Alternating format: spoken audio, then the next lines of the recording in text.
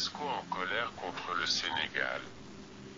Publié par SAMAREW Info. Le G7, qui regroupe les syndicats d'enseignants les plus représentatifs du primaire et du secondaire, a refusé d'adopter le programme sur la sexualité, proposé par l'Organisation des Nations Unies pour l'éducation, sciences et la culture, UNESCO.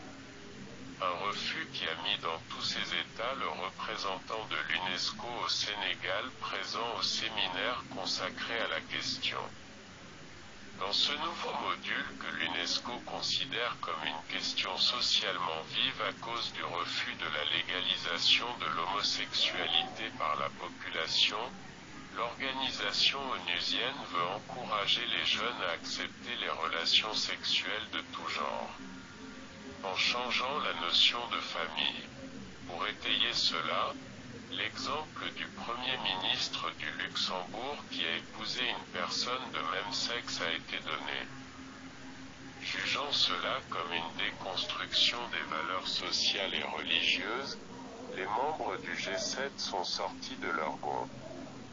Dès le premier jour des travaux, les syndicalistes ont monté au créneau en exigeant une clarification du contenu du module.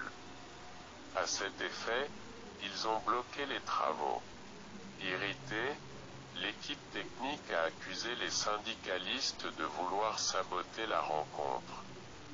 Le troisième jour, avant de démarrer les travaux, le modérateur s'est d'abord félicité du fait que les acteurs ont réussi à valider le programme malgré les bisbilles notées. Mais cette déclaration a été la goutte qui a fait déborder le vase. D'autant que les syndicalistes se sont fermement opposés à ce qu'une telle déclaration figure dans le procès-verbal. Ils ont exigé que l'on tienne compte de leurs réserves. Après ce refus massif, le représentant de l'UNESCO qui a dirigé les travaux n'a pas caché sa colère. Je suis triste, car je n'ai jamais eu autant de difficultés pour adopter un programme depuis que j'ai commencé. Pourtant, j'ai fait adopter ce même programme dans plusieurs pays d'Afrique, a-t-il déclaré.